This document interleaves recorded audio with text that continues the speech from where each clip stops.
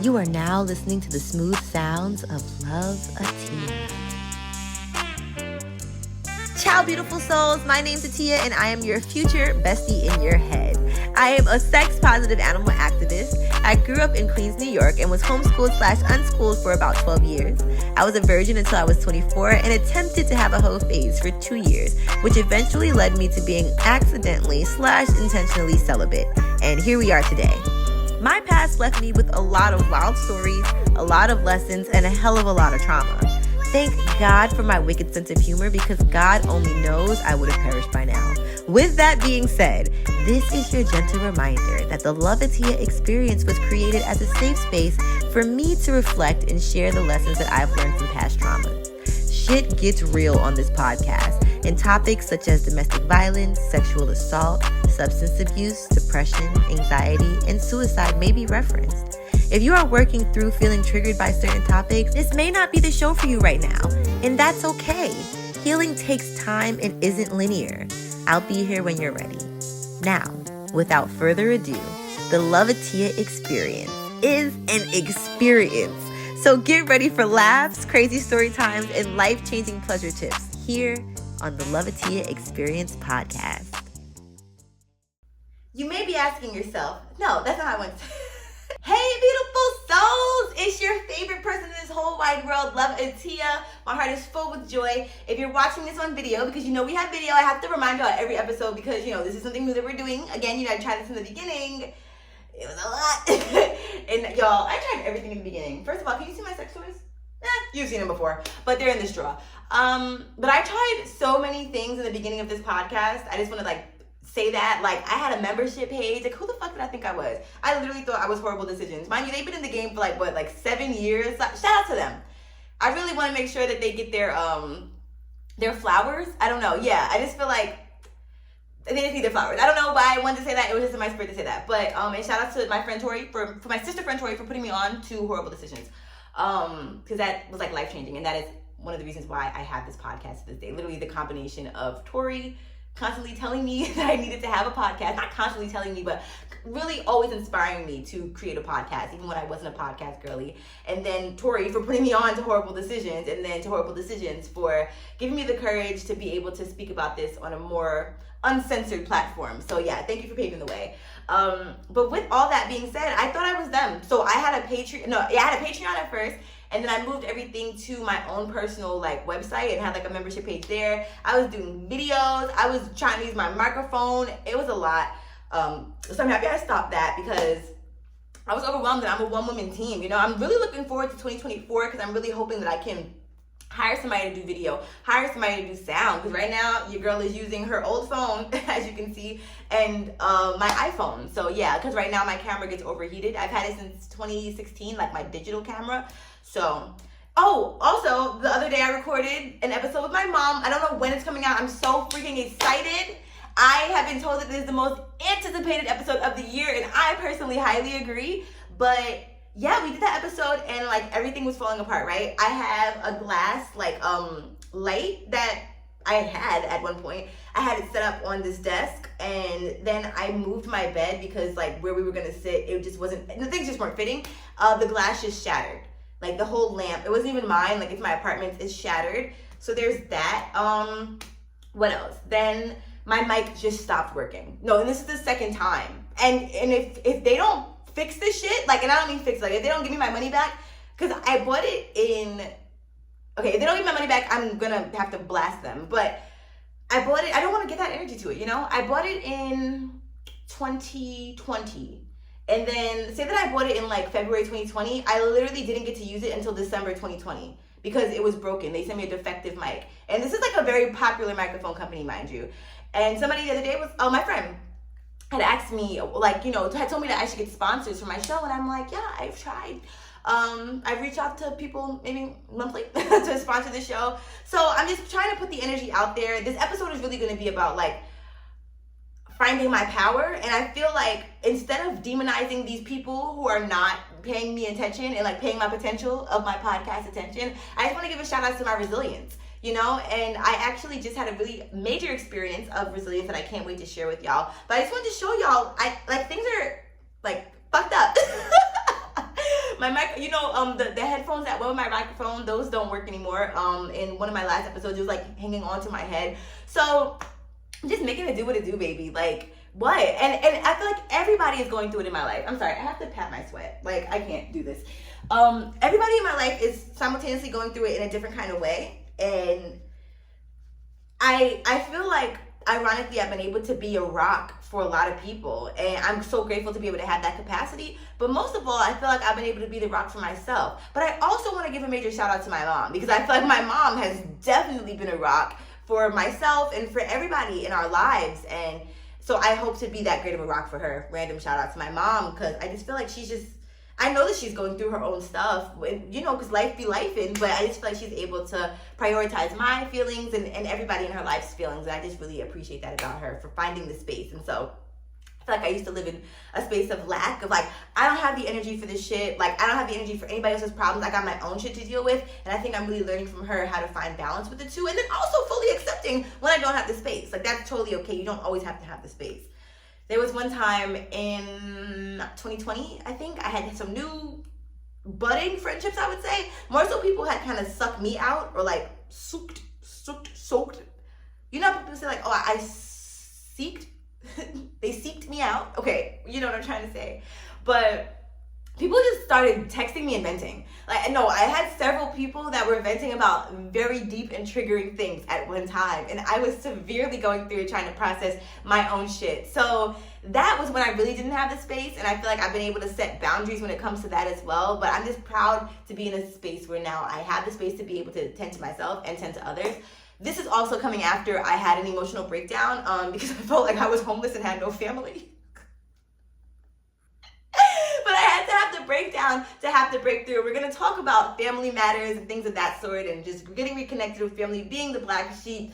Are we really the black sheep? Are we making a story up? Is it real? What is life? All of that stuff. So I'm excited to dive into that. But I don't even know where I want to start. I actually have a whole outline, y'all, and the outline is on my phone. And I feel like I'm going to have to stop this video to figure that out, or I have to grab my computer or something, because the outline is really there. But I'll just talk about what I know right now off the top of my head. This should not be that triggering of a conversation, what I'm about to mention.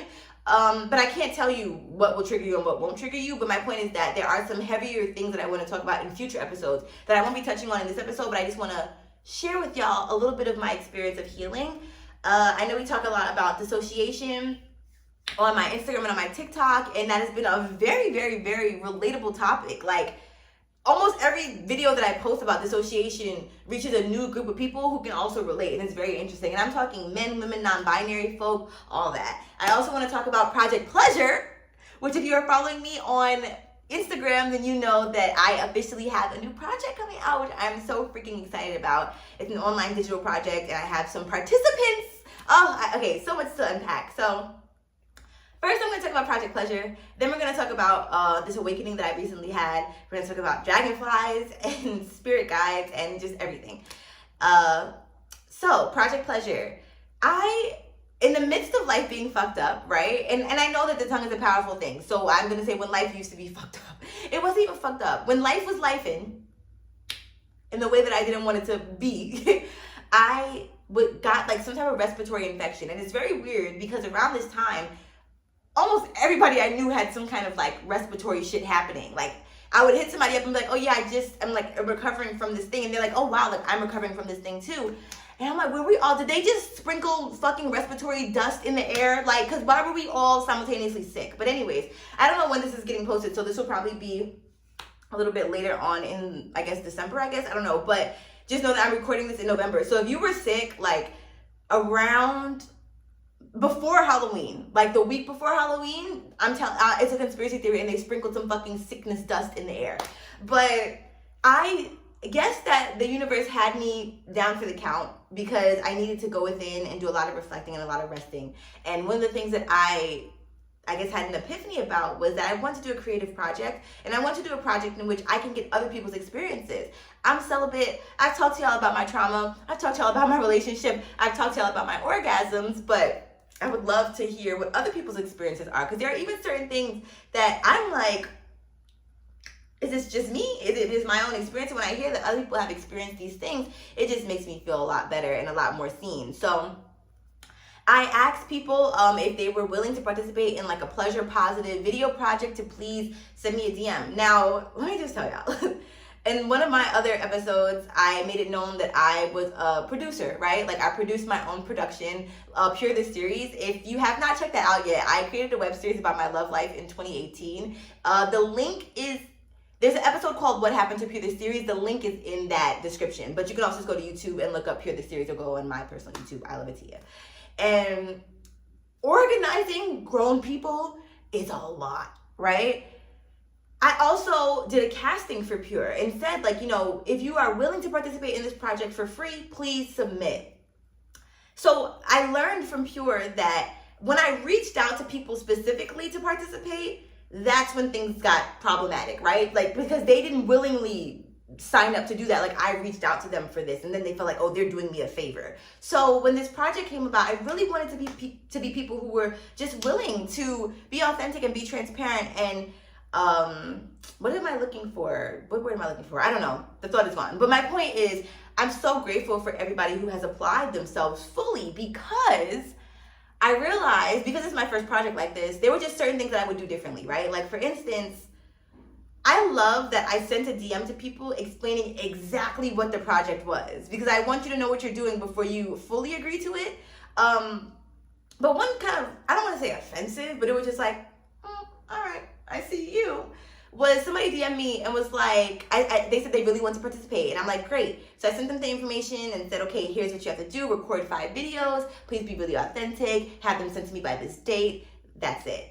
And they were like, oh, I thought that you were going to like participate in it with me. Like, I thought that it was going to be like a dual tandem thing. Like you were going to record me or something, like they thought they were going to be in the podcast or something like that. And I was like, no. Like, the description clearly said that it was going to be an independent project and that it would be a project that I'm producing, but I wanted to just be the spotlight on you. And that person didn't participate. Like, they just ignored the DM, ignored the deadline, didn't record the videos. And on one end of things, right, I read the 4 agreements, so I know that you shouldn't take things personally, and everybody has a life. Like I said, life be lifing. But it was just the fact that they seemed so disappointed that they weren't going to be working directly with me. Also, this is somebody who's trying to like kind of holler at me before. We've had flirty conversations, so it's like, okay, you know what I mean? But I say all that to say that I would just really like to even more than give kudos to everybody who participated, even after they realized that this was a project that would be an independent project. There were so many people who literally thanked me for allowing them to participate. I'm like, no, thank you. No, thank you for participating, because it was like pulling teeth, you know what I'm saying, for some people. And I realized that the people that it was like pulling teeth for weren't the people that I was supposed to work with. And those are not the people that I'm working with. So there were people, like, for instance, in the DM, I also said, send me your email address, right? So for the people who didn't send me their email address, then we just wouldn't work together, because you didn't read what I said to do.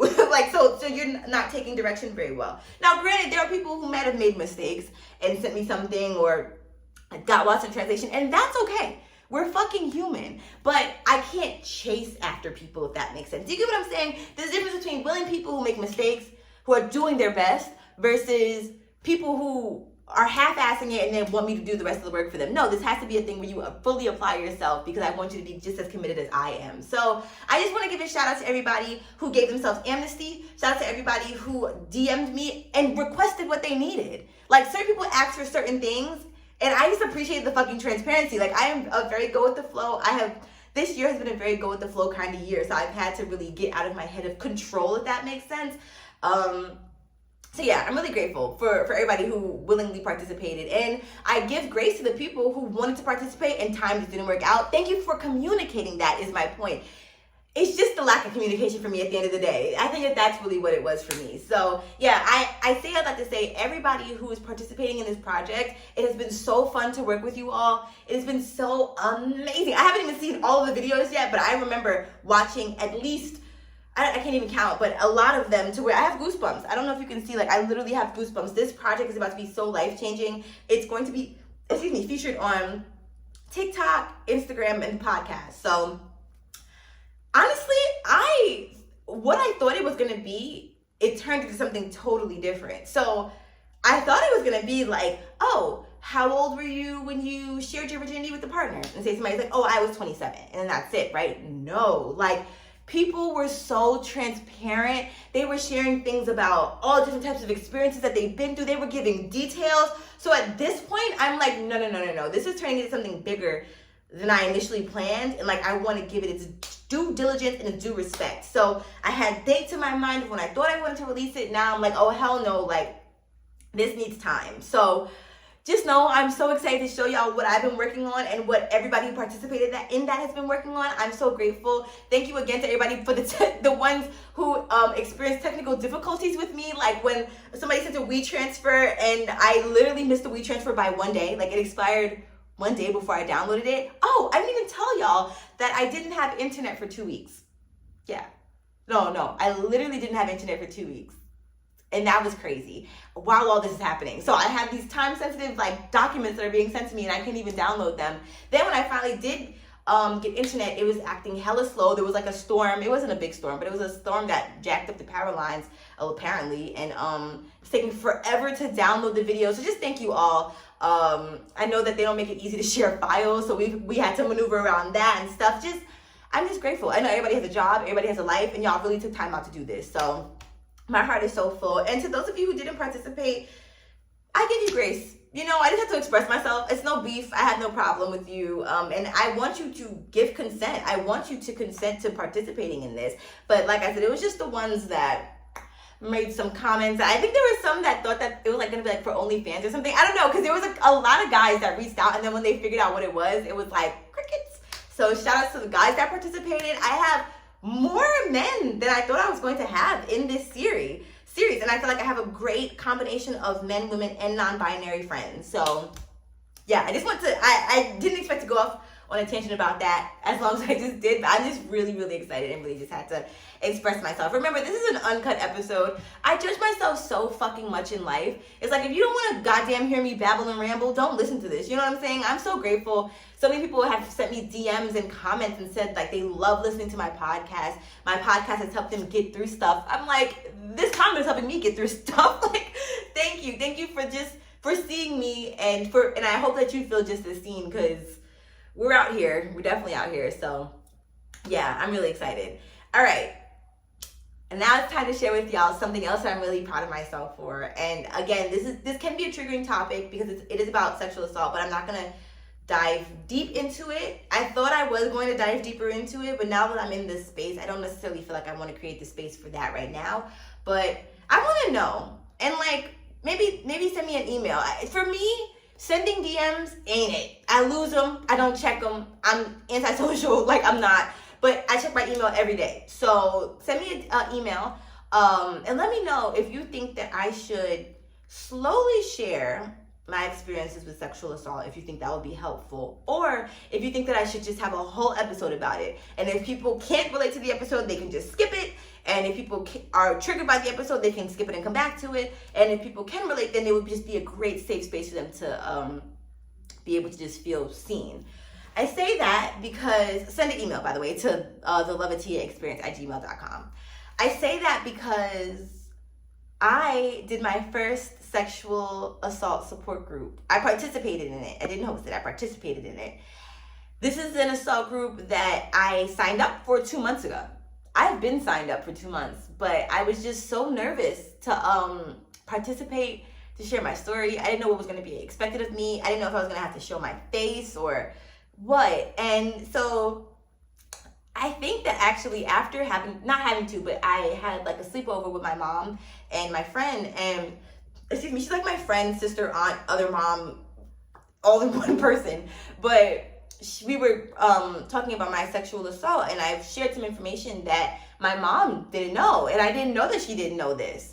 And again, like, I want to give more details, but I think I'm just going to do another episode on that, and I'll wait until I hear if y'all want a full episode or just small chunks, but I would like to just touch on this part in another episode.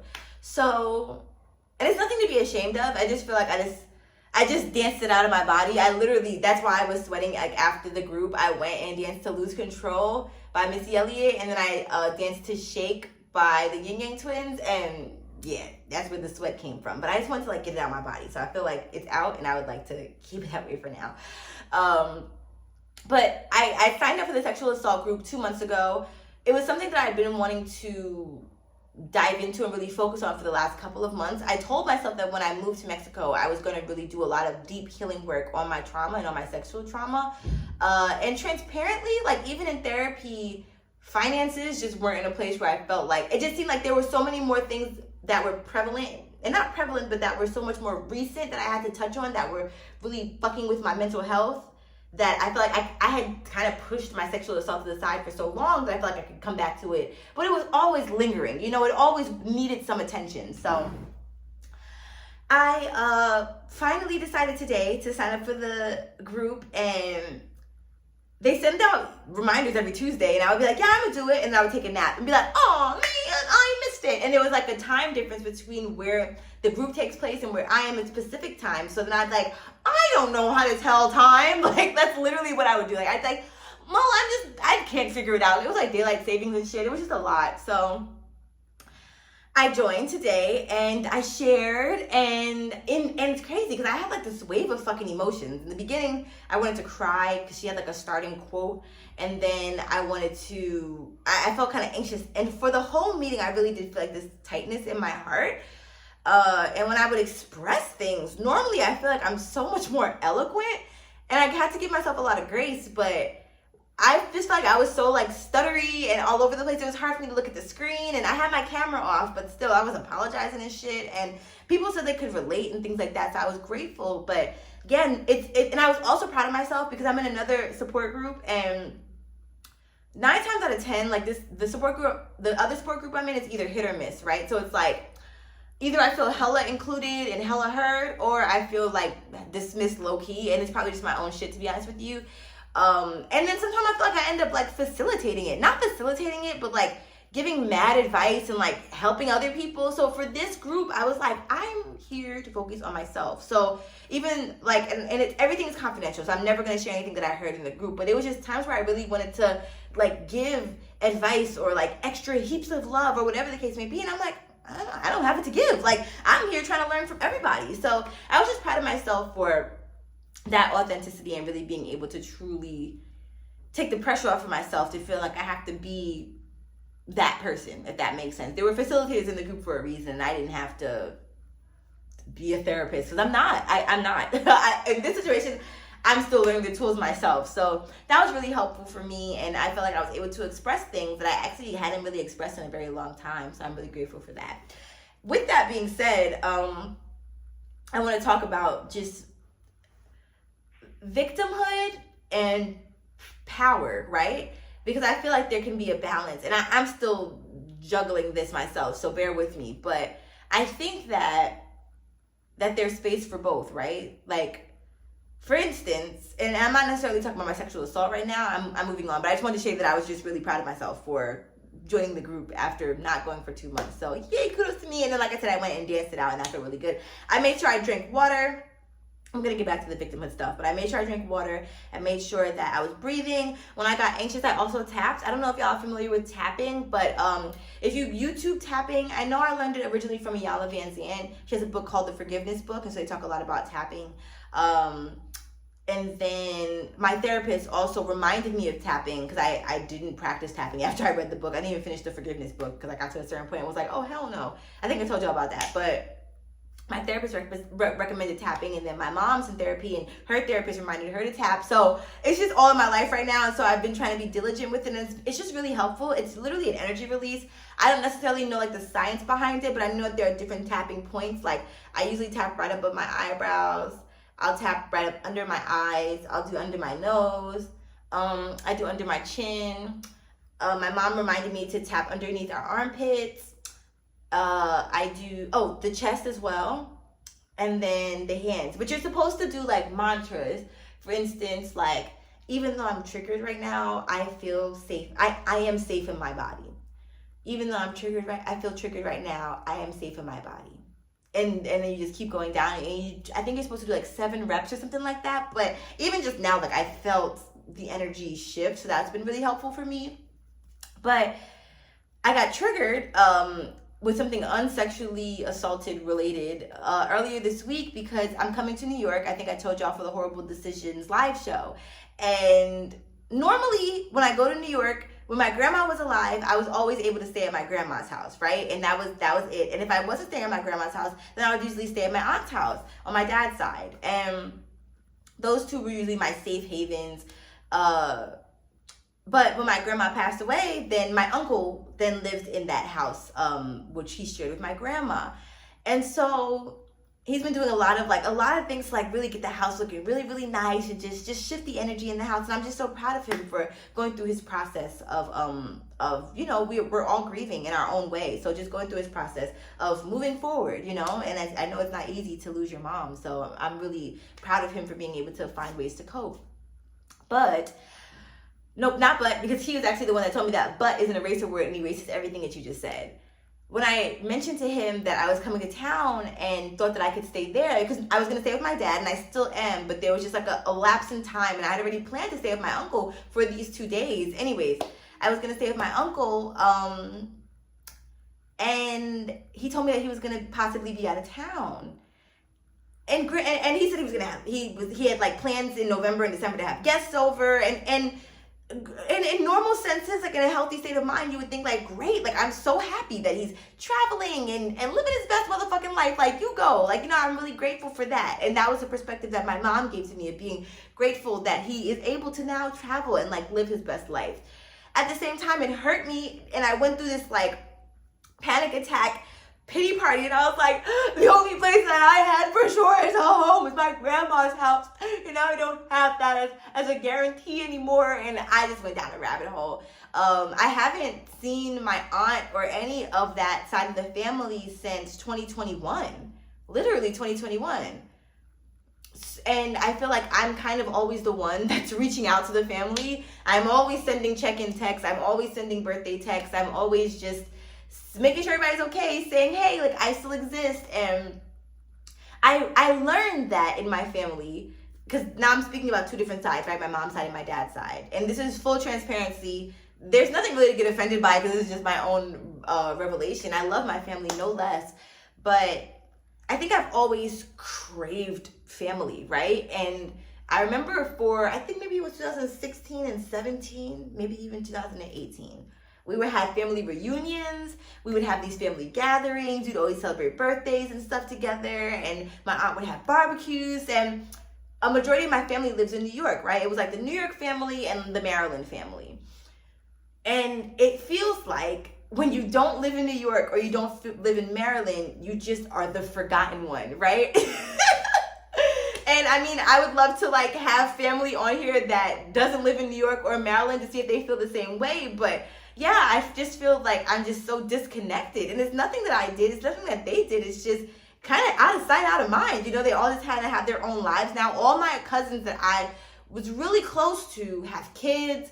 Some of my cousins have girlfriends and stuff like that. And that caused a wedge. It's just a lot. It's a fucking lot. So, yeah. I was trying to figure out if I wanted to tell you the story why I fell out with my cousin, because it's so fucking stupid. But we're fine now, so it's all is good. But yeah, my point is that everybody's kind of moved on, but at the same time, not. Like, the New York family is still very much so intertwined. The Maryland family still sees each other, and then there's just me here in Mexico, right? So I guess I'm just trying to figure out how to navigate that in a way, and how to not take that personally. I didn't have enough money to be able to like rent a hotel, because that was going to be the other plan. Like, fuck it. Like, I was going to be on my, I don't need nobody. Like, I'm independent. Like, I could do this. You know what I'm saying? Like, I don't need nobody. But that my budget was like, bitch, you do. You fucking do. So there was that. And it's not to say, like, I realized I was making up this story in my head, right? I was like, I'm not welcome anywhere. I'm not, literally my dad is letting me stay at his house, like, while he's not even gonna be there. Him and his wife are literally not gonna be home. Like, I'm welcome to stay there. Or, what else? Like, I know my aunt has never told me that I couldn't stay at her house. My uncle has never told me, my uncle on my dad's side literally has always said, like, his house is open to me. So, and I had a great time spending the night at both of their houses 2 summers ago. So I think that it was just this feeling of abandonment, and more so this feeling of change. it was just, I just wasn't ready for the change. I'm like, okay, yeah, I made my own change in my life, but now you motherfuckers are making changes, and I don't like it. And I had to get over that. And I just had to retrain my frame of thinking. And I'm still to this day, like, actively trying to retrain my frame of thinking. Ironically, my uncle's not even fucking leaving town. So all the turmoil that I went through, apparently I needed to go through it because I had to just process it myself. But, yeah, it was a lot. It was a lot that I experienced this week. And as I was having an emotional breakdown about life, and this is before my therapy session, I literally was crying, and I looked up, and I look out my balcony window and saw a swarm of dragonflies. And if you don't know, did I share this no, I don't think I shared this yet. Oh, I shared this in an episode with my mom, so I don't know when this is coming out, but the dragonfly tattoo that I have is in honor of my grandma because on her 80th birthday, there was a swarm of dragonflies that went over our heads towards the end of the day in the park. So that just always to me is like a symbol that the ancestors are here. They are watching. I feel like that was her mom, my other grandma, everything. Like my grandma's mom, everyone. So I just feel like the ancestors were just telling me that it was going to be okay. And they stayed out there until I calmed down. And then they kind of dissipated. So I definitely took that as a sign. And then it was Dia De Los Muertos or Dia De Muertos. But I want to say that more like Dia De Muertos. Dia De Muertos. I feel like it sounds so American. Dia de las, because when I say de los, Dia de los Muertos. Okay, close enough. But I'm really trying. Like I haven't done Duolingo today. Oh, I have to do my fucking Duolingo because I'm on a goddamn streak and I can't. I'm doing it right after this podcast. But I'm on my 29th day. I think today makes 30. But the Day of the Dead here in Mexico happened. And so I went out with my friend and my mom and we had a great time. It was absolutely amazing. We got to see the altars and I got to learn so much. We got to see the alebrijes. And when I came home, you know, I didn't know that it was 2 days. It's kind of celebrated actually on the 31st, the 1st, and the 2nd. So on the 2nd, I stayed home and I decorated my altar even more. Like I already have an altar to my ancestors, but it was really just for my grandma. So I moved my other grandma in there. I moved my great grandma in there. I moved my little cat Sue in there, her pictures, and just put different things to represent like their lives. And then I literally was like on the floor that night praying and talking to them, and I was hugging myself. I played my grandma's favorite song. If you know her, you know it was Leave the Door Open by Bruno. And it's crazy because then I went to go like turn it up or something like that, and my finger made it replay. And I'm like, girl, I know that's you. Like, you just want to hear it again. Okay, grandma, I see you. But then at one point I said something like, thank you so much for showing me the signs. I feel like y'all are here. I can feel you. And then it literally started pouring rain. And I was like, so divinely connected. I'm so freaking grateful. So yeah, I really, really, really am grateful for that connection with the ancestors. And it might sound weird to some people that I like talk to spirits. I don't give a fuck. I don't. Like, I literally feel so connected, and that's what makes me feel good about being on this earth. So yeah, judge your mammy. But yeah, that's my spiel on family. You know, I mean, and I've always been like the black sheep, right? So I learned that yes, you have your physical family. Yeah, they're all gonna go through things. There was drama on that side of the family for a while. There's drama. I just lost my cousin, and there was drama with that. Like, it's just a lot. There's so many secrets in the family, especially like the older generation. There's so many secrets, but I'm grateful because I'm actually learning a lot about my family. My aunt is doing some ancestry work, so that's really helpful for me. But yeah, I say all that to say, I'm now focused on finding a cosmic family, because although you don't get to choose the family that you're put in, and I'm again grateful for my family that I have, I just feel a little bit abandoned. And even, I mean, my aunt, she texted me, and when I had texted her about something, and she was like, you know, just know that just because I don't reach out to you doesn't mean I don't love you. And so I really did appreciate that, because sometimes I did feel like, damn, does anybody remember that I am here? So I really did appreciate that acknowledgement. Like I said, I understand everybody has their own lives to live, but it was just hard. So I decided to take that energy and just be grateful that I'm in a space where, yes, I do still have physical family and we'll connect whenever we're supposed to connect, but I also am now able to create my cosmic family. And my boundaries for like who can enter my cosmic family, granted, the universe is gonna guide those people to me in such divine ways, but I also have like criteria, right? So my mom and I wrote a list of things that we'd like our new friends and cosmic family to encompass when we meet them, right? So for instance, honestly, this was more so for friendships, but same, friends, cosmic family, I wanted to all be one thing. So one of the things for me was like that you got to be in therapy. That's it. Or like have just graduated from therapy, or like in a support group, or just something for your mental health, or have been in therapy, or are at least considering and are open to therapy. Because I was talking to this about with my friends, and I was saying I also understand that like not everybody has the money for therapy. I do not. And I'm gonna say I didn't. I'm gonna speak in past tense because I just would like to just bring more abundance into my life. But I was really proud of myself because I have an adopted grandma, or I have someone in my life who adopted me as their granddaughter, and they are my grandma, and she adopted me right after my grandma passed away, and I really appreciated that. And it's crazy because we had an event, my mom and I, in the city, and I was so overwhelmed, and she would just come over to me, my grandma, my grandmère, and she would just hug me, and she would just know like when I needed the hugs, and she's a really good hugger, so that I just really needed that. And she like hugged me all night, and so that was really sweet, and I really, really embraced that. And she texted me the other day and just asking how things were going, and I was like, it was rough. Life was lifing. And she asked me if there was anything that she could do. And a part of me was going to be like, yes, I can't afford therapy right now. Can I have some more? Like, I don't even know what I was going to ask for, but I was just going to say, like, I don't know, I just can't afford therapy and it's fucking me up.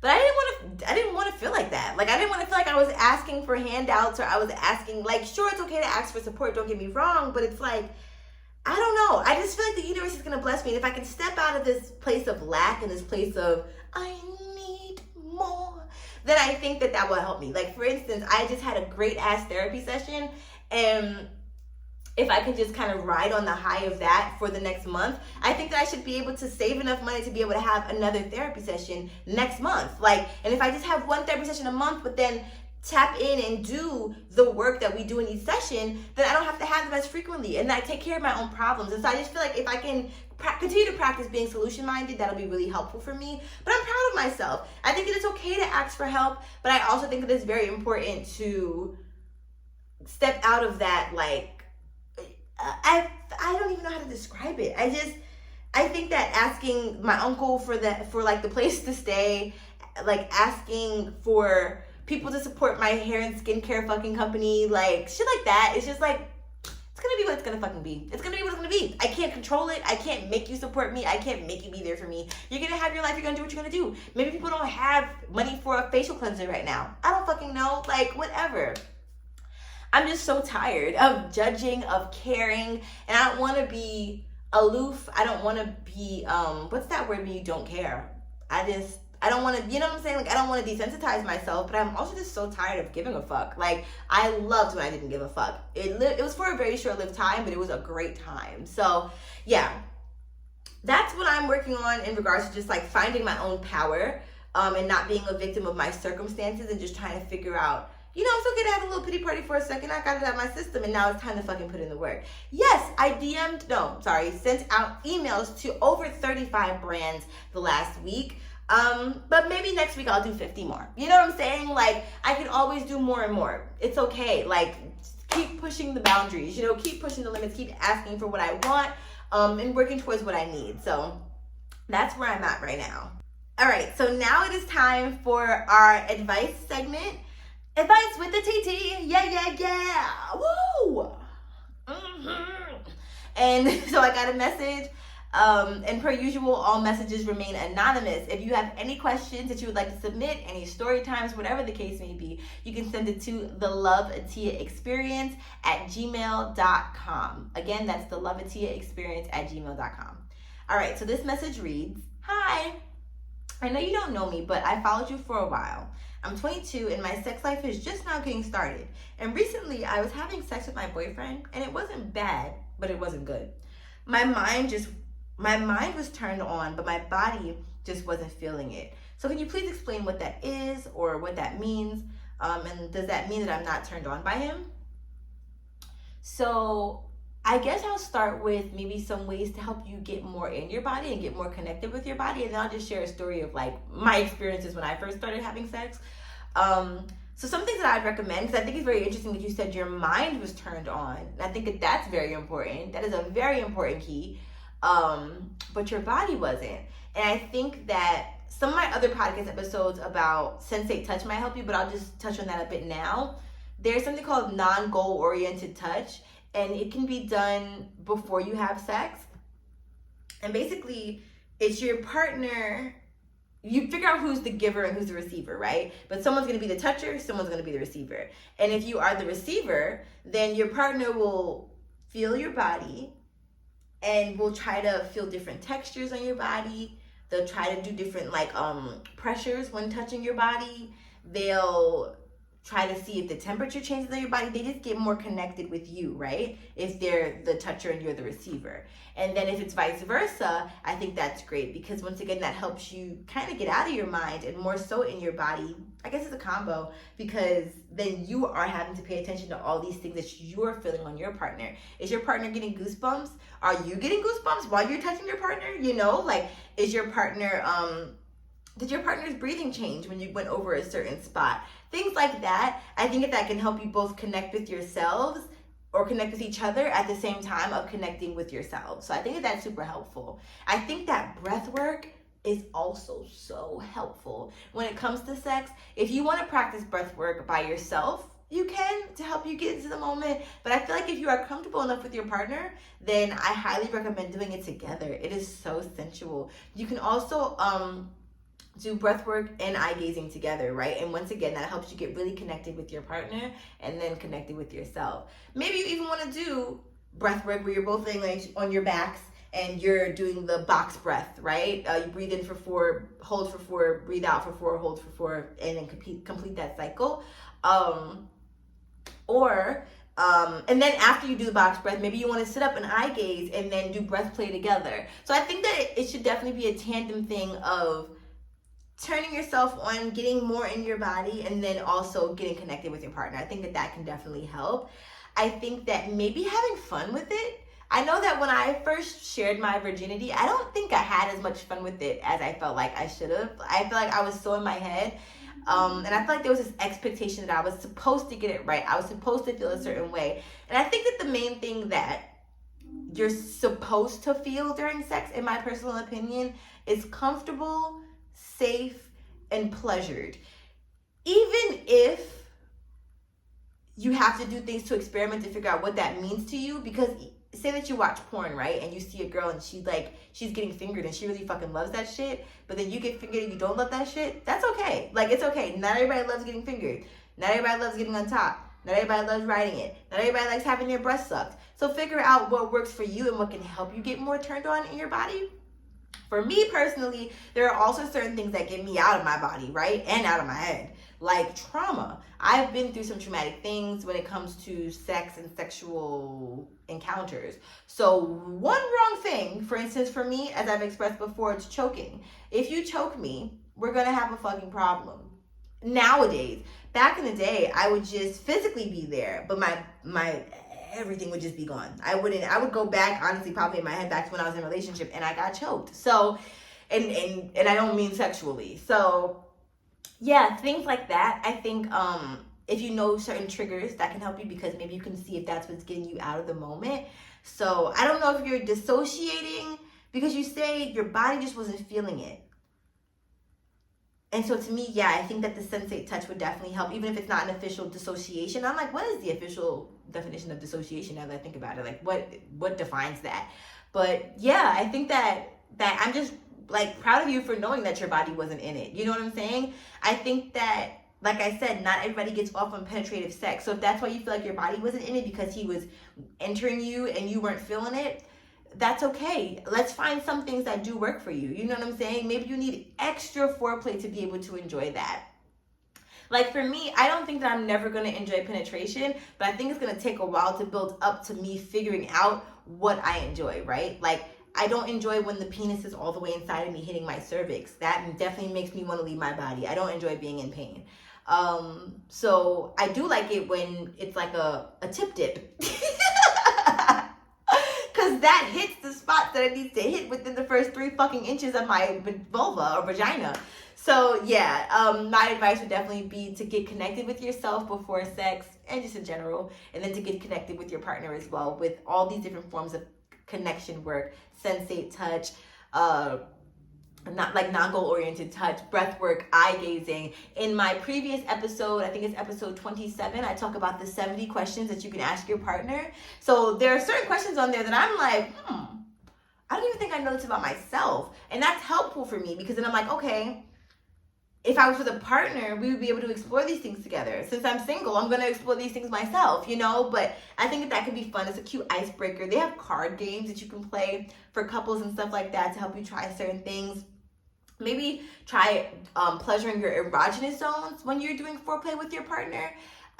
Speaking up as well. Really, if you feel disconnected, like there are ways to tell your partner, especially I would hope that everybody's partner is understanding enough to where if you're in the moment and you're not feeling it, to ask for a second. And it's easier said than done, you know? Or I'm trying to think, like my therapist taught me ways to be able to tell somebody, like, I'm not really feeling this, babe. Like, let's do this. You know, you can guide with suggestions. Like, actually, you know, can I turn over, or can we go do this position? Or I'd love to try ... You know, there are ways to guide your partner to what you really want them to do. So hopefully that's helpful advice. I think that I'd love to hear what your follow-up is after you practice some of that stuff, and let me know if it was helpful. But yeah, I definitely feel like when I first started having sex, I thought I was supposed to know it all. I thought that I was supposed to be jumping on dicks and fucking doing acrobatics and being able to deep throat and all this shit. And no, that wasn't the case. Like I'm still very much so learning what pleasures me because I spent so much time trying to be a pro in the beginning. And I don't think you're trying to be a pro. I think you're just trying to be connected to your body. So I think that this is a fixable thing, and it's not fixable, but this is something that can definitely be recalibrated. Absolutely. Like there's nothing wrong with you. I don't think that you're not turned on by him, especially because you said your mind is turned on. And then I'm like, well, are you a sapiosexual if your mind was turned on? But then I think that if you're sapiosexual, your mind and your body is usually turned on, but there are disconnects. So you could be sapiosexual, your mind is turned on, but you still need that physical interaction, that physical arousal, and those light things that can help you out. Like I said, erogenous zone touches, maybe just a lot of, I don't know, feather play on your neck, maybe nothing with hands, maybe you use different tools, different toys, things like that. I always recommend incorporating toys, by the way, but it sounds like you just want to be more connected within yourself. So let me know if these things help you out. Like I said, have fun with it. Don't feel like it's like bad. You know, it's definitely not bad at all. It's very common. I can highly relate. And yeah, and y'all can definitely, I think that playing that game will definitely help you with turning each other on some more with the 70 questions. So I hope that was helpful, my love. I'm so excited to hear any updates, like I said, but those are my tips. So yeah, thank you for that. Okay, now it's time for random thoughts that pop in my head at 4 a.m. and they gotta be said. Random thoughts that pop in my head at 4 a.m. that just gotta be said. So I was watching this show, I don't remember what show it was, and this girl was like, yeah, like I really want a guy that's gonna protect me and like fight for me and like kick ass and take names and all this stuff. And it reminded me back in the day of when I used to want to be protected by a man. What a joke. And I think that was because I have my uncle, right? And he used to always say, yo, like if anybody ever fucks with you, now that I think about it, I don't think that my uncle knows that I was in an abusive relationship. But or to the extent that I was the abuse, but he used to always say, yo, like if anybody ever fucks with you, like I'm doing some shit and I'll just leave it there. And you know, like I have a whole gang of uncles on that side that I feel like, you know, have my back. And it's so sad because when you're in an abusive relationship or in an abusive situation, it's like you do so much fucking protecting of people. And I'm not gonna judge myself for the things that I went through, but yeah, because I know my uncles will go there. But anyways, I say all that to say, I think that that's what got in my head. Like, oh, so like all men will protect me, like my dad. You know, like my dad will protect me, like. You know, all these things. Like I had this vision in my head, like, yeah, the men in my life are very protective of me. So like that's how the guys I date should be too. That's how my male friends should be. And I got into it with friends before. Like I had these 2 guy friends. Ironically, I have to talk to them about that. But anyways, I remember I went off on this guy that I considered to be my brother because he didn't like walk me upstairs when we would come home from parties. And I'm like, do you not give a fuck? Like if I get kidnapped, like so much can happen from here to my doorstep, you know? So that was like the beginning of the end of our friendship, I feel, because I just felt so unprotected by him. But now I realize that was such a moment of me giving my power over to somebody else, right? Instead of wanting these people who were not even taught how to protect. You know, that's the thing about it, right? We're taught as women, men protect, serve, and provide. Protect, serve, and provide. You know, like, and whatever the fuck else that they're supposed to do. I mean, what's the serve? I don't know. Did that make that up? Is that the army? But they protect and provide, right? But who's teaching the men that they're supposed to be protected? Like, who's telling the men that? You're telling the girls that we're supposed to be protected by men. But are the men that are protecting us in the room with us? Do they know that they're supposed to be protecting us? Because I don't think that they're aware. Like, if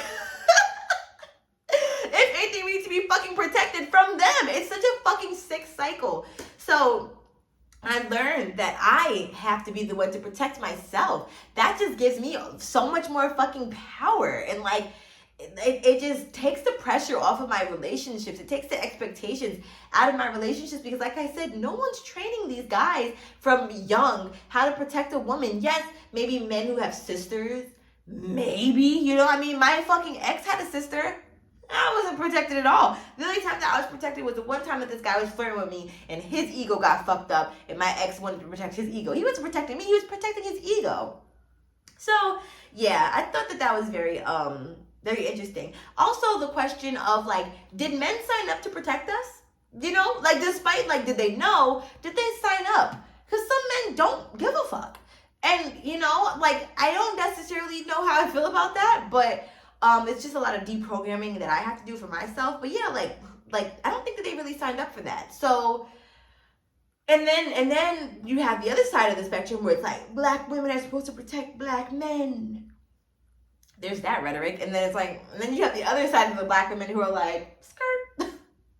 When were we ever protected, bitch? You know what I'm saying? Like, so there was that.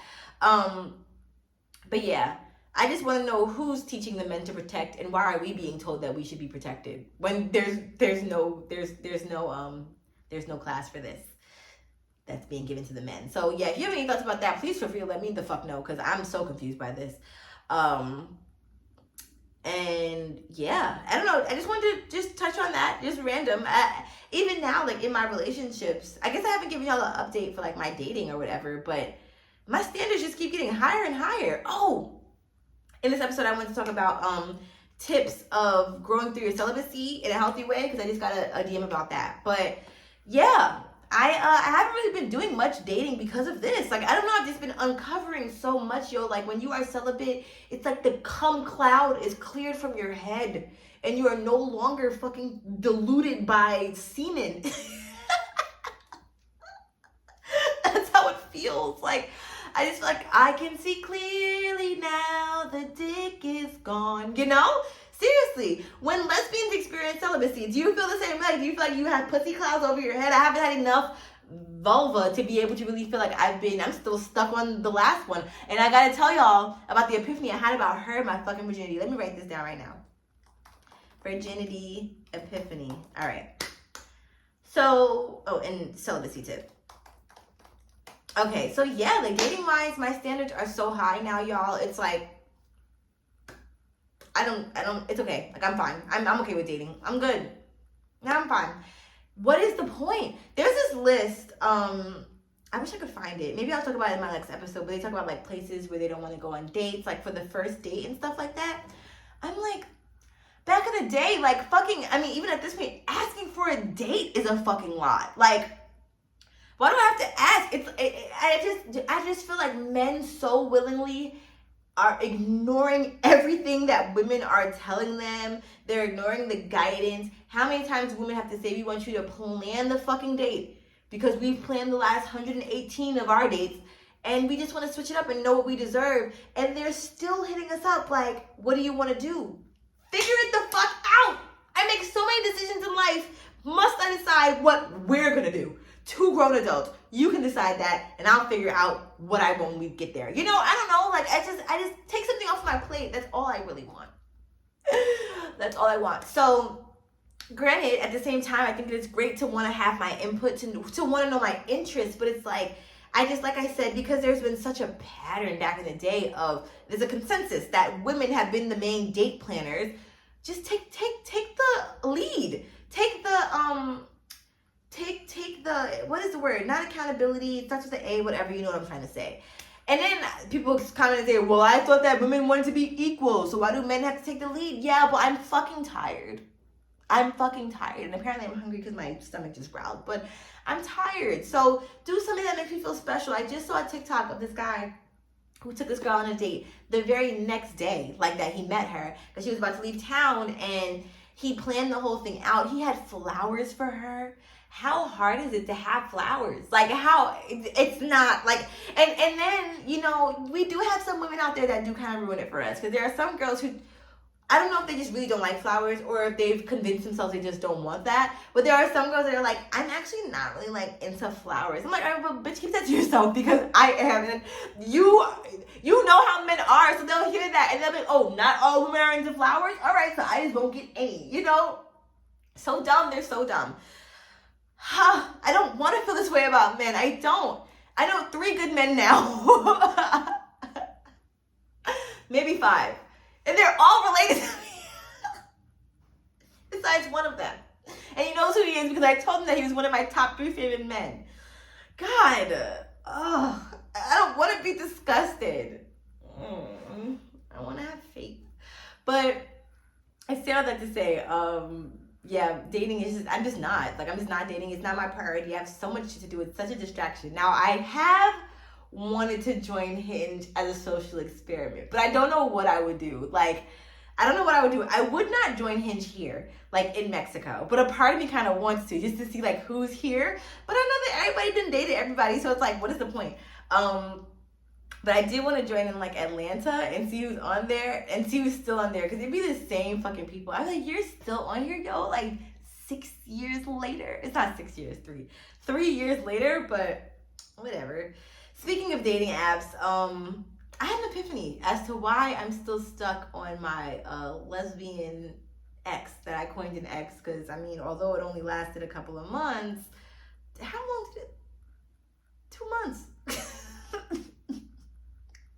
That's some lesbian shit. 2 months. May, June, July. That's 2 months, because it was like early July, maybe mid-July, but we were having fallen outs around the beginning of July. So I realized that the way that everybody said that I was going to be about my male partner when it came to like me sharing my virginity, they were like, oh, you're going to be so addicted. You're going to want it all the time. Like, you're going to be stuck on this person. That's how it actually was for my lesbian partner, but not for my hetero partner. Probably because there was just so much shit that happened after I shared my virginity with my male ex that I was so focused on that shit, I was not, maybe like when we first broke up, I was fiending, but it was only because I was scared he was getting some from someone else. I didn't know where to get it from outside of him, and I just had a rush of hormones because I was just going through so much with him. So there was that. But with her, I was just trying to figure out, like, why I'm always mentioning her, why I'm always bringing her up, why it seemed like it was just hard for me to get over it. And I think that that's it. I think that the emotional connection that I thought that I was going to feel when I shared my virginity was one that I genuinely felt with her.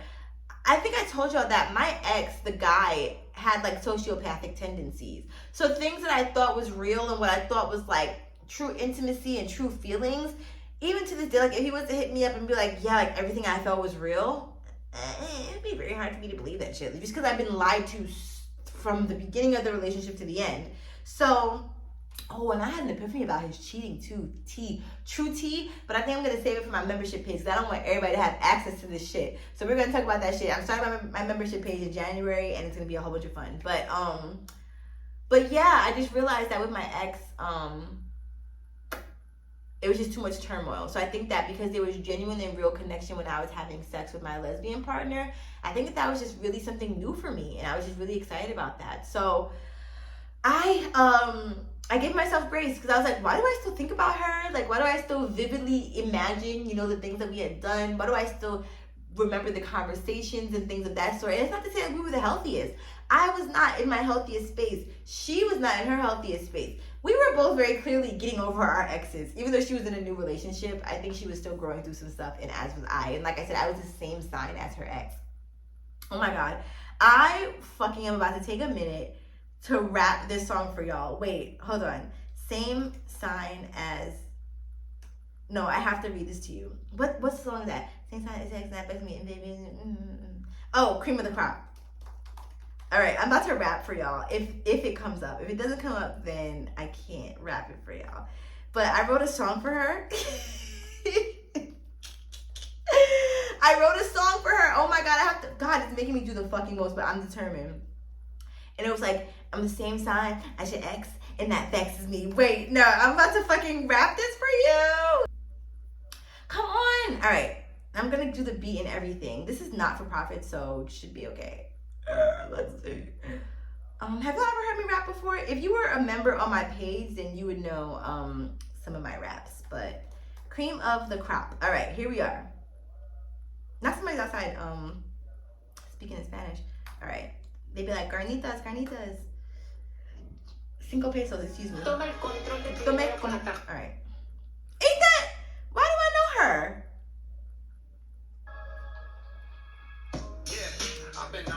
That is not what I was trying to play. Okay. Y'all ready?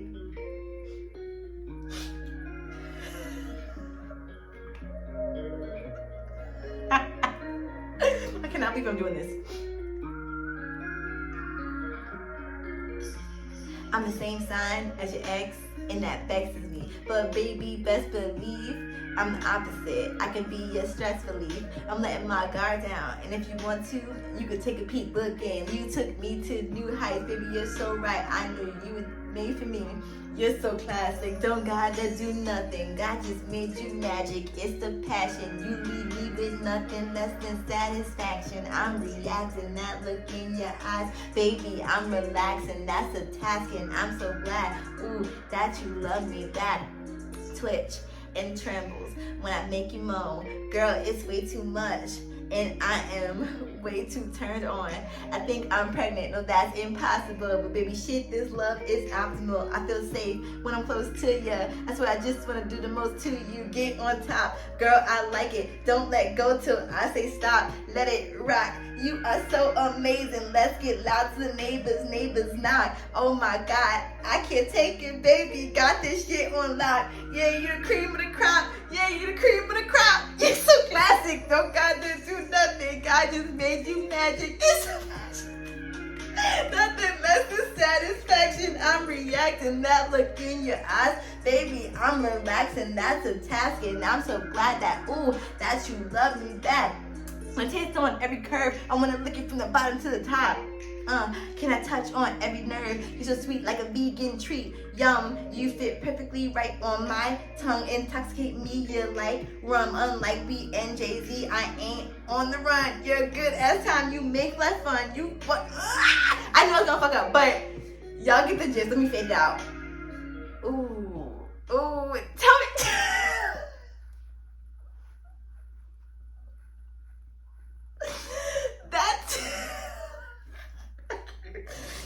I can't even take myself seriously. Wow, that was my rap. Thank you for listening. I wrote that probably like a week after meeting her, and then I wrote a song before that, and I was like, I love you. In the song, I was like, yeah, I know it's been a week, but I fucking love you. So yeah, basically, like, I shared my lesbian virginity with her, and that's why it was so much more deeper. It was so much more connected, and like I said, she was just an emotional person, and so I felt her emotions when we had sex versus my ex, and it's like, do you feel anything ever? So there was that. Whew, thank you for that shit. That was great. That was mad actually fucking funny. On a different note, not as a funny note, but in regards to my ex, I wanted to talk about something that I learned about reactive abuse. Again, trigger warning if the topic of abuse is something that is triggering for you, but this actually helped me heal a lot when it came to some pressure that I put on myself in regards to my reactions in my abusive relationship. So I'm going to read an article, and it was published on August 10th, 2023. And it's called Understanding Reactive Abuse, Signs and Solutions. By the way, I know we just did like a major segue, but that's just how we roll. What it is, what it is. How we roll. What it is, what it is. All right. Oh, there's this man crying on my computer screen. All right.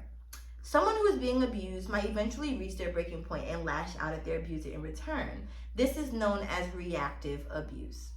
It says reactive abuse occurs when someone who has been abused begins to defend themselves by responding to abuse with physical and or verbal attacks, says Alexa Connors, LMSW, a senior therapist at The Dorm, which offers intensive trauma therapy for young adults. In this article, we explore the psychological dynamics of reactive abuse, the signs to look out for, the impact it can cause, and steps to get help. The dynamics of reactive abuse. If someone is physically or verbally abused, their fight or flight response might kick in to help them protect themselves. Pause of the play. Back in my relationship, I used to have a really good flight response where I would want to get out, right? Like if things got bad, I would want to just take space and separate myself. And my ex started restraining me physically in all types of horrible ways.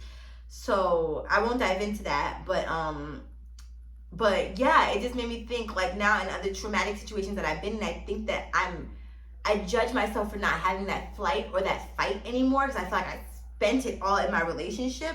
It went from flight to then when I'm restrained, okay, then future instances I have to fight back or else this will not end well. So it says their fight or flight response might kick in to help them protect themselves.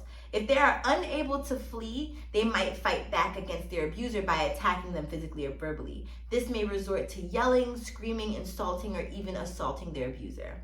It says self-defense is a more accurate term. It's important to understand that someone who has to resort to reactive abuse is not the instigator. Rather, they are the victim who is reacting to being abused.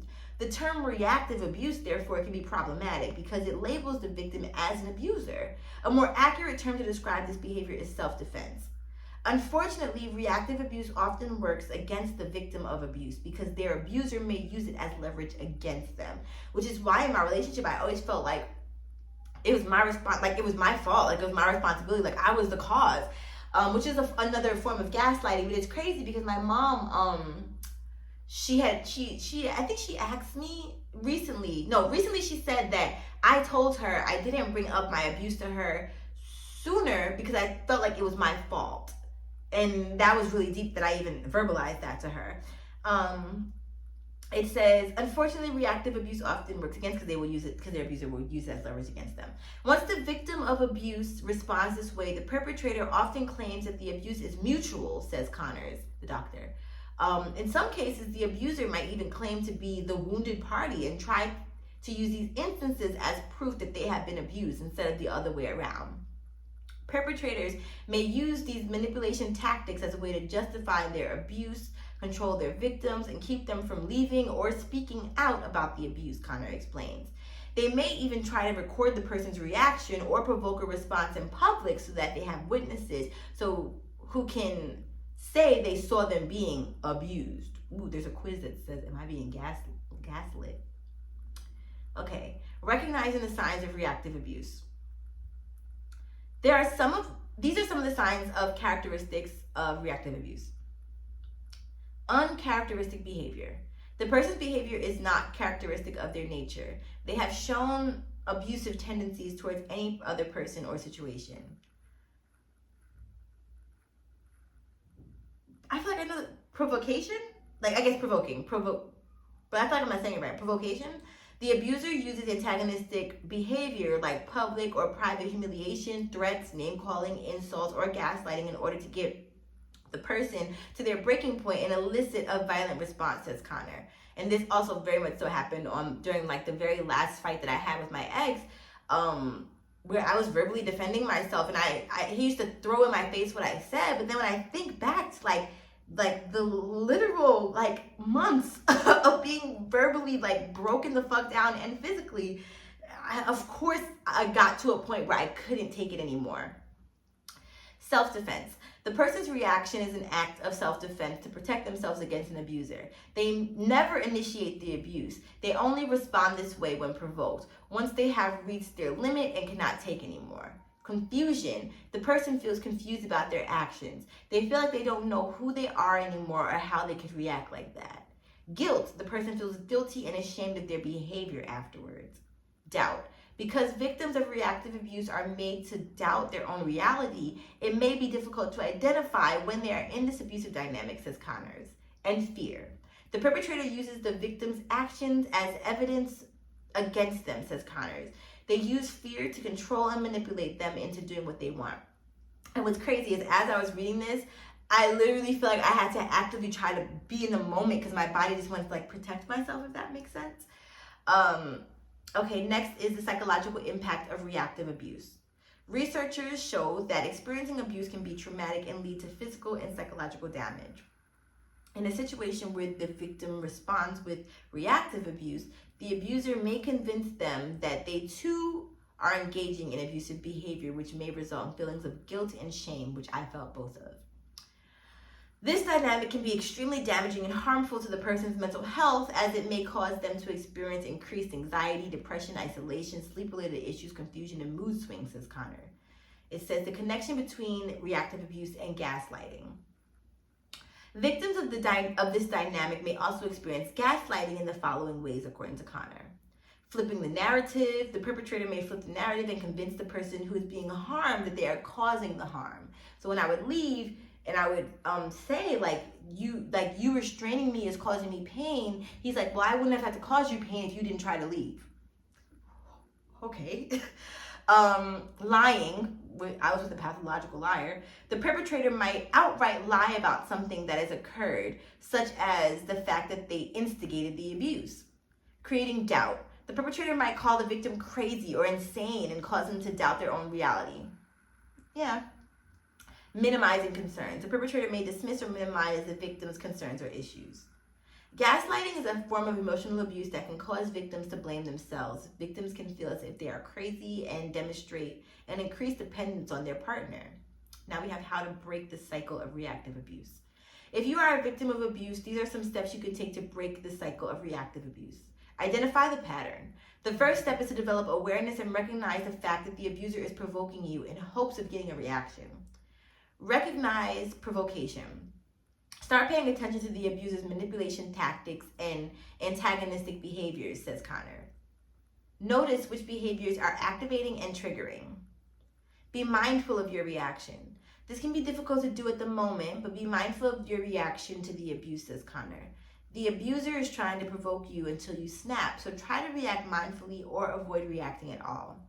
Develop coping skills. Developing coping skills can help you manage the intensity of your emotions and reactions, says Connor. You can empower yourself against reactive abuse by learning skills and tools to manage your stress and emotions. Reach out to trusted friends and family members or mental health advocates. A therapist or a loved one can help you process harmful relationship dynamics, says Connors. Leave the relationship. Connors recommends reaching out to the domestic violence hotlines to get help and safely leave an abusive situation. They also have the number for the for the National Domestic Violence Hotline, but I'll just link this article to the entire, to this episode. Last but not least, empowering yourself against reactive abuse. Reactive abuse can leave you feeling guilty, ashamed, confused, scared, and angry. You may feel trapped and not know what to do. It can be helpful to protect yourself by paying attention to the abuser's actions, resisting provocation, and reacting mindfully.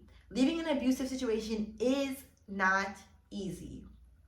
As soon as you are safely able to do so, create an exit plan and leave the abusive situation. You can reach out to trusted loved ones or the domestic violence hotline for help and support. All right, thank you. And that was from the website verywellmind.com. So I'm very grateful for that. That was very, very helpful for me. Like I said, I just judged myself so much when I was in my relationship and even afterwards. And I'm like, am I abusive? And it's crazy because when I think about it, we yelled every day. I cried every day. I remember we watched the Red Table Talk together and Jada Pinkett Smith was like,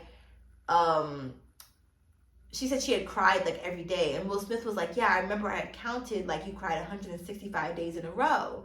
And she was like, you must have lost count because it's definitely been more than that. Or she said some statement and I could resonate to it so deeply. And it would be so bad to the point where like, if a day would come where I didn't cry, like at the nighttime, we'd be like, you didn't cry. I didn't cry. Like, yeah, it was crazy. But you don't see it when you're in it. So I just wanted to share that because it was very helpful for me in my healing, and even for my next relationship to know I'm not some fucking like angry tyrant, you know? My therapist pulled an oracle card for me at the end of my session the other day, and it was the Medusa oracle card.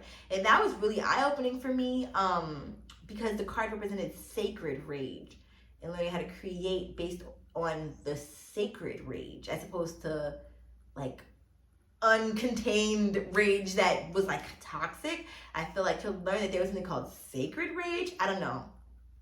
It just gave me a lot of grace and like something to look forward to. I'm like, oh, so I can use this energy that I feel in my body to be able to create something beautiful and hopefully healing for other people, and something healing for myself. So I'm just trying to figure out how to channel that sacred rage. I think that will really help me with my fight or flight response as well. So stay tuned for that. But yeah, I'm really practicing going into 2024, healing, not judging my process, and hopefully helping y'all too. So if you can relate, I hope that was helpful.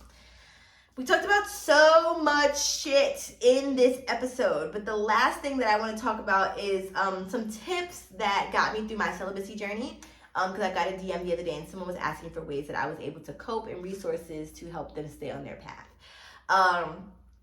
So the first thing that came to my mind was my therapist always tells me to do something physical, and to like rechannel my sexual energy was very helpful. So for me, I did pole dancing classes, and I felt like that was a great combination of both, right? It was a great combination of being physical and like really testing my strength and my power, but then also being able to exude this sensual energy that I felt like was really pent up inside of me that I wasn't really able to express when I was having sex. So I think that pole dancing classes are helpful. Sensual dance classes, if pole dancing is your thing, they literally have sensual dance classes.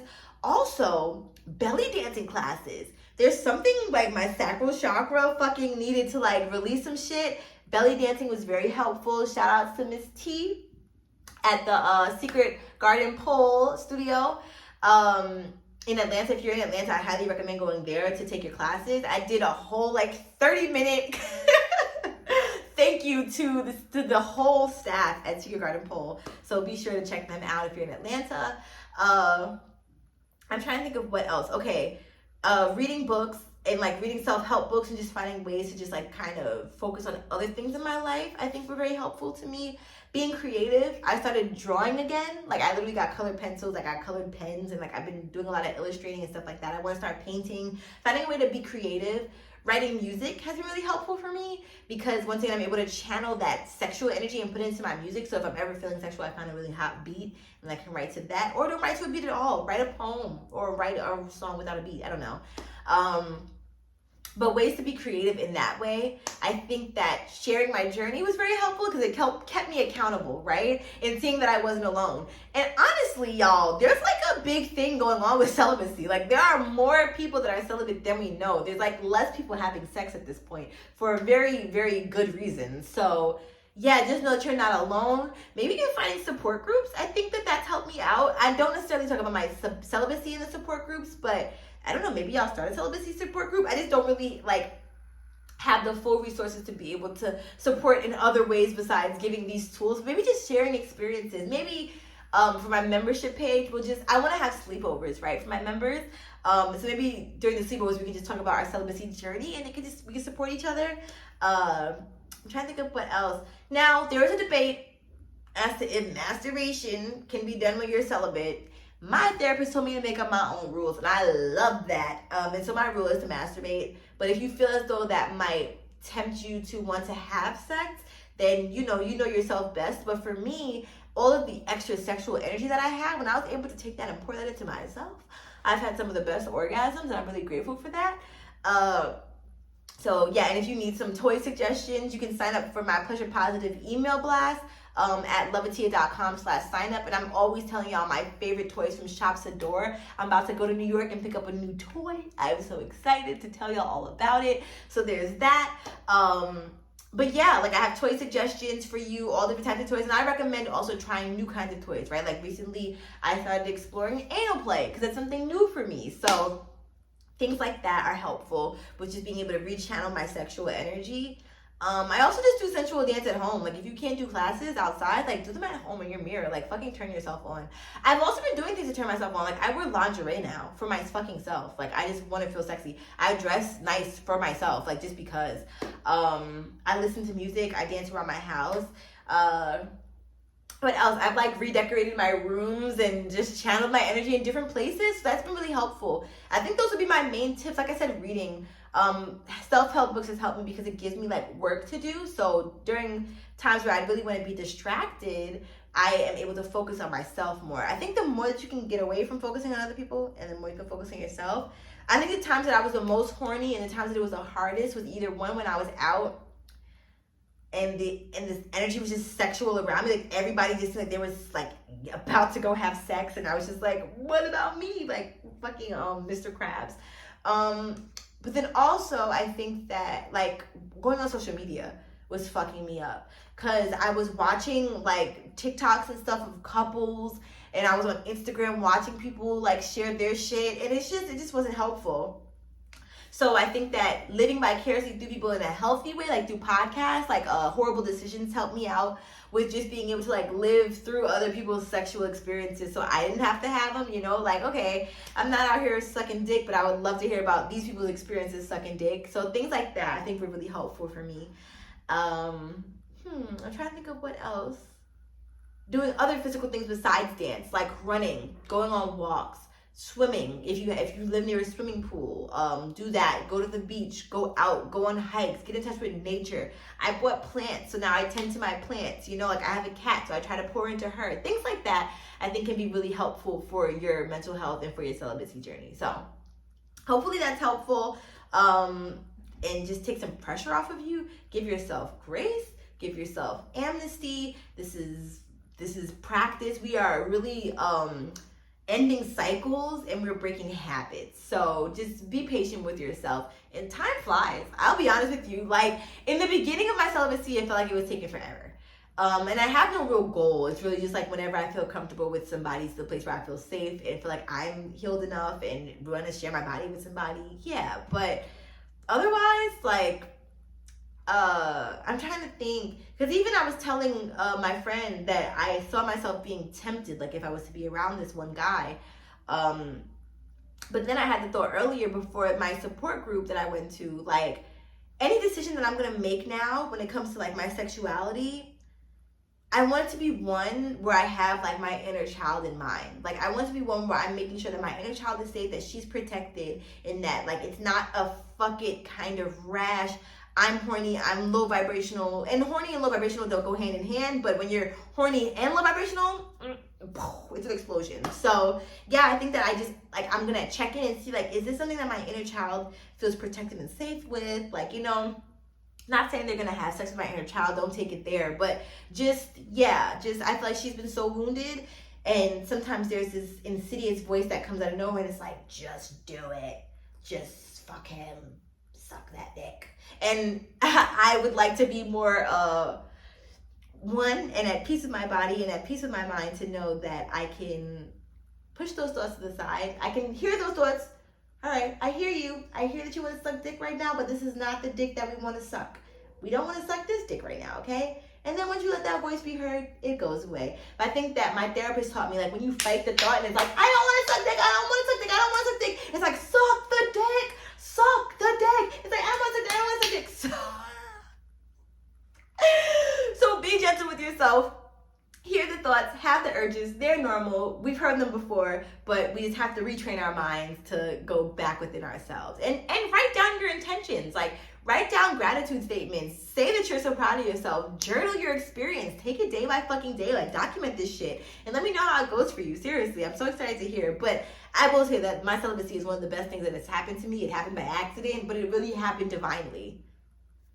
it really happened divinely. So yeah, I hope that is a great testimonial. Like if I could do it all over again, I absolutely would. I'd probably do it earlier, to be honest with you, but everything happens for a reason. I had to have those experiences so I knew what to work on during my celibacy, and now I'm in it. I'm so in love with myself. I'm so protective of myself, and yeah, good luck getting close to me, baby. So yeah, shout outs to everybody on their celibacy journey, and shout out to everybody who's considered it, who got off of it, who are jumping back in it, who are in it for years. Shout outs to everybody. I love you all so much. I'll talk about this another time. Actually, random thought that I had, but we'll end it on that note. So yeah, I love you so much. I want to thank y'all so much. Per usual, you already know, if you're looking for a plant medicine, if you're looking for some good smoke, if you're looking for some cannabis, some psilocybin, then you can head to heavenhighnyc.com. Make sure you mention LoveATIYA, and you will get a special something, something. And then you can also check out imanijewelry.com. These hoops that I have, my rainbow hoops, they literally I think these are on the site as well, but everything is handmade, everything is made with love, everything is made with semi-precious stones and with healing properties, and I just love Imani Jewelry so much. So you can use the code LoveATIYA to get 10% off of your purchase. Definitely check it out. They have some amazing stuff. All the jewelry that I wear is from Imani Jewelry.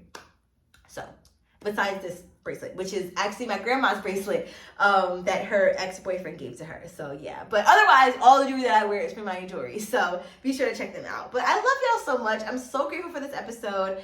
At some point I'll tell y'all about the Horrible Decisions live show. I have not been there yet, so stay tuned. But yeah, I'm so excited. My heart's so full, and this was a great episode. I feel like we touched on so much that I wanted to touch on. So yeah, thank you. I love you. Don't forget, if you want a sex toy, use the code LoveATIYA on shopsador.com to get 15% off of your purchase. It's a Black-owned, women-owned sex toy shop. You gotta love it. Best customer service. Also, all the businesses I mentioned, Imani Jewelry, Heaven High NYC, and Shopsador, all have excellent customer service. So I just want to note that, 'cause that's very, very, very important for me. All right, I love you. Give yourself a hug for me. Bezos, bitches. Mwah.